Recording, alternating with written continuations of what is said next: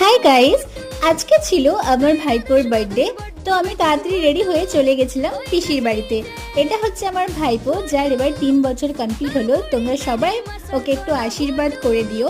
দেখো কত মিষ্টি করে কথা বলছে।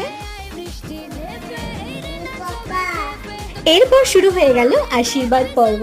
প্রথমে পিসি ওকে আশীর্বাদ করে নিয়েছে, এরপর আশীর্বাদ করলো পিসে মশাই, তারপর করলে হচ্ছে বৌমনি।